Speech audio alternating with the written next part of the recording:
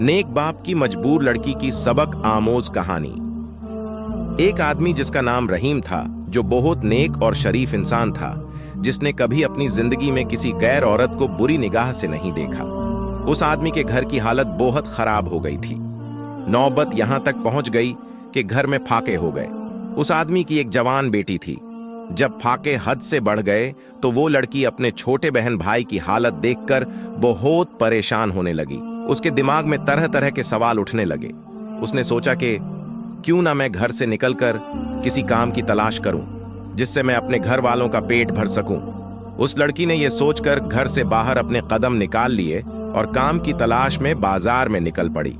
कभी किसी के घर में काम मांगने गई तो कभी किसी की दुकान में, मगर किसी ने उसे काम नहीं दिया। वो थक हार कर अपने घर वापस लौट आई। कई दिन तक रोज वो ऐसे ही काम की तलाश में घर से बाहर जाती और शाम को थक हार के घर लौट आती।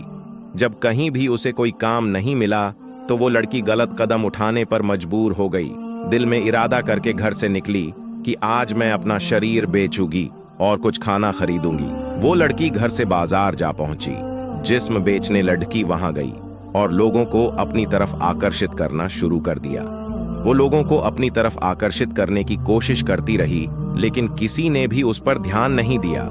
ध्यान तो दूर, किसी ने उसकी ओर निगाह तक उठाकर नहीं देखा। लोग आते और उसकी ओर नजर उठाए बिना निकल जाते। इसी तरह खड़े खड़े लड़की को शाम हो गई। वो परेशान होकर घर की ओर कदम बढ़ाने लग गई। जब घर पहुंची तो अपने वालिद को परेशानी में देखा। दरवाजे पर बाप ने बेटी को देखा और पूछा, बेटी कहाँ गई थी? लड़की अपने वालिद की बात सुनकर उनके पैरों में गिरकर रोने लगी और माफी मांगने लगी, और फिर रो रो कर सारा माजरा बयान किया कि अब्बा हुजूर, मुझसे अपने भूख से बिलखते हुए भाई बहन की हालत देखी नहीं गई और मैं मजबूर होकर जिस्म बेचने गई थी, लेकिन एक भी आदमी ने भी मेरी तरफ नजर तक उठाकर नहीं देखा।